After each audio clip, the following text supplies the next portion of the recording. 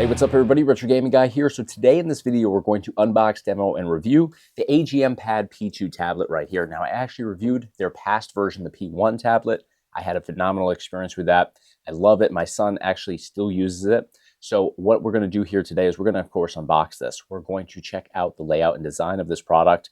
And then, of course, we're going to test it out a bunch of different ways, but of course, we're going to include gaming in there. I want to see how this handles some emulators. So let's comb through the specs here before we start unboxing this.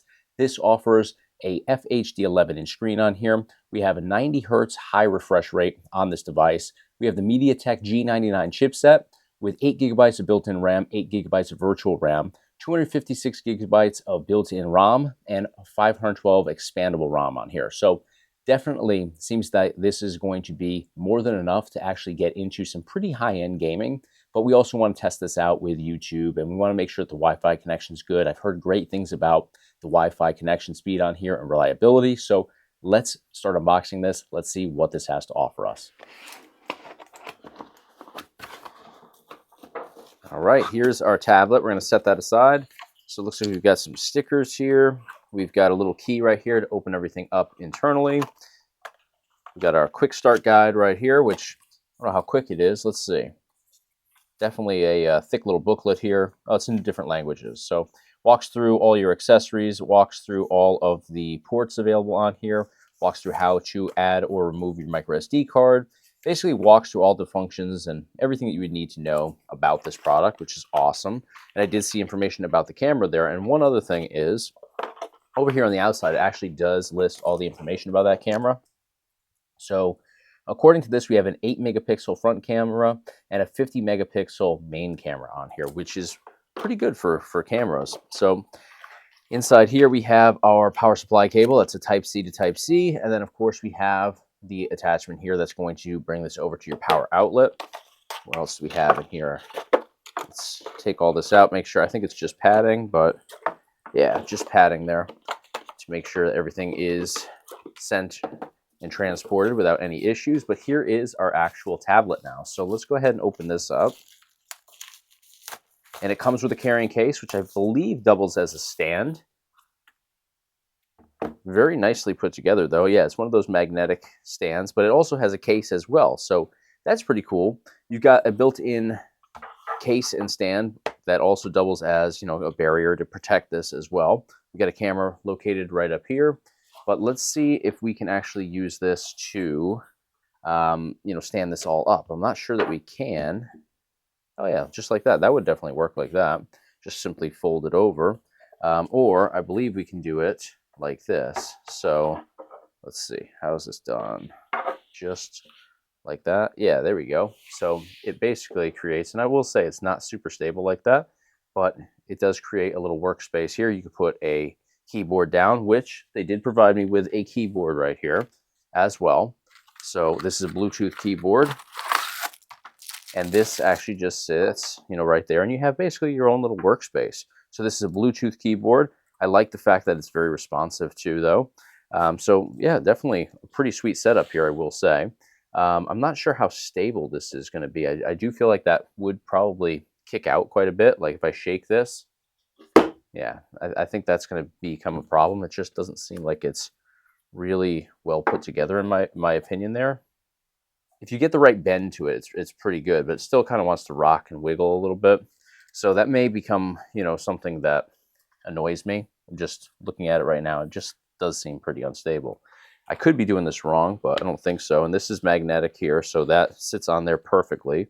You can see actually when I disconnect this that it wants to just flop back down, which is a good thing. You can see right here. All magnetic, so it sticks right on there perfectly. All right, cool. So I'm not bent out of shape about that by any means, but it would be nice if they had something with like those grooves that we typically see where you just kind of like fold this over and it sits in the grooves. I just find those to be a little bit more stable than this, but let's test this out. Let's power it on. I do like the fact that we have a little spot right here for a stylus pen. I'm a big stylus pen user, especially if I'm doing like logo designs, drawing, or editing thumbnails. I always use one of those. So the fact that they have a little spot for me to put that in is really nice. We have everything kind of encapsulated here. Not down here, but over here on the sides. So we have our volume control right over here on the top. We also have, if we go down here, Our power supply connection is going to go right here. That's our Type-C port. We have 2 speakers right below that. Nothing down here on the end, which is good since it's just holding the stylus. And then up here, it looks like we have additional speakers and then our power button right there. So I'm going to hold that power button. Now, before I actually get everything set up, I did forget to mention that we do have a audio jack right here, so we could plug in speakers if we want to. We could plug in headphones very easily, a headset, whatever we need to do there. And we also have on the side, it is covered up, but if we peel this back, we do have slots down here where you can locate your micro SD card. So always good to have, but let's set this up with some gaming.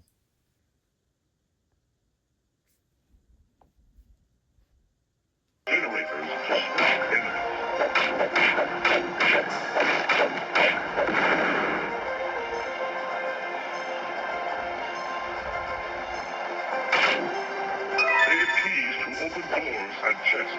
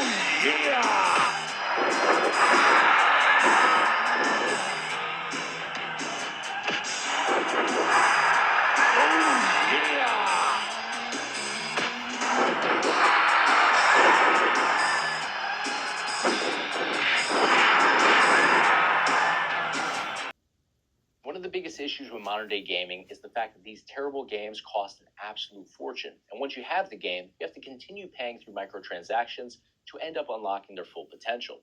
So right here I have AEW Fight Forever. This game has terrible reviews. It's absolutely horrendous.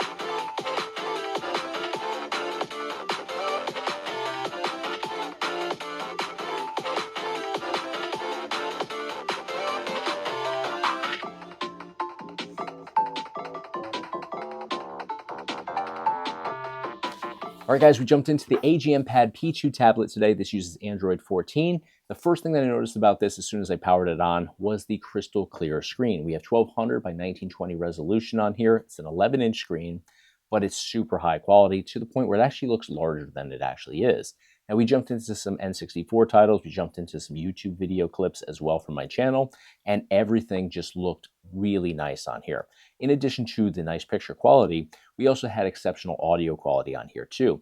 I kicked up the volume considerably on here, not to full volume, but pretty close to it. There's no distortions, there's no issues with audio. And when I was actually gaming on this, I was using it like this, where I'm actually covering some of the speakers on here, and there's still no distortions. It's not muffled. You can still hear it very well, which is important when using a tablet with touchscreen capabilities. Now, generally, I'm not a big fan of using tablets with the touchscreen. I've always been like a stylus guy. I like using a stylus to pinpoint what I'm trying to do. If I can use a mouse or I can use a keyboard, I certainly do that. We do have this keyboard as well that we can use. Very reliable through Bluetooth connection. I like the fact that it's also magnetic, so it sits onto the actual case here that doubles as, a carrying case, but also as a platform to kind of set everything up on.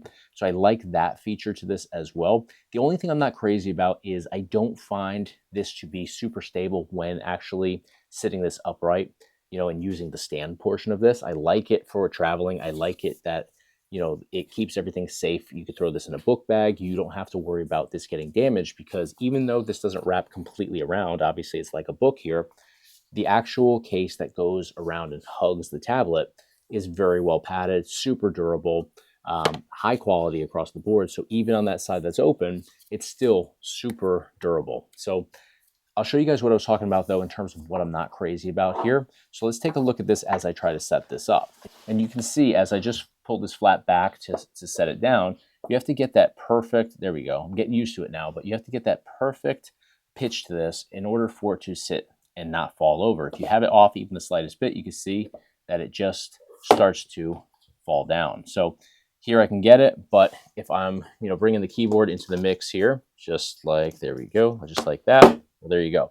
I just simply dropped it down and it toppled right over. So just not super stable. I can get it to a point where it works, but if I'm typing on here and if I just move this, ever so slightly, it does fall over very easily. So what I actually did was I didn't use this all that much because I liked the touchscreen capabilities on here. It was very comfortable for me to use and to even type on here, which usually isn't the case. So I'll give them a lot of credit for that. So what I ended up doing was I actually folded this completely back like that, and then I prop it up. So now I'm pulling back the little kickstand there, and you still have to have that right pitch, but I do find that these two materials go together nicely, and they are not slippery where they'll just kind of topple over easily. So I can still move this around a little bit here, and you see that it's not toppling over, whereas before it would just fall flat. So I can shake the table. It's not super stable, but it's more stable than it was if I was just simply, doing it like this, where you can see, even the slightest little bump, it topples over. So I wish they thought that out a little bit more. I think there's probably some materials they could put under here so it's not as slippery on, hard surfaces like this. If you had a desk that didn't have, I think all desks pretty much have that glossy shine to them. I don't think that this is super high gloss or slippery per se. So, it's wood at the end of the day, or, faux wood. It's still got like a little grain to it. So, I think there's more slippery surfaces out there that this would be an even bigger issue with. Now, other than that, everything else is very well thought out on here. The performance is very good. Now, I wouldn't say I'd recommend this for like modern day gaming, but for retro gaming and emulation, it actually was a slam dunk. We jumped into N64 today. I did try a few GameCube titles, and I won't say that GameCube is like perfect by any means, but it performed fairly well. So that'll give you an indication as to where the performance is going to lie on here. And then obviously everything prior to that. So like if you were into NES emulation, Super Nintendo, Dreamcast, PlayStation 1, stuff like that is going to run very nicely on here through emulation. But modern day titles, I think you would be limited with like the higher end stuff for sure. So I would recommend this more for like day-to-day tablet use. So surfing the web, you can see how quick it is to just Google things and jump into YouTube. Videos load up instantly.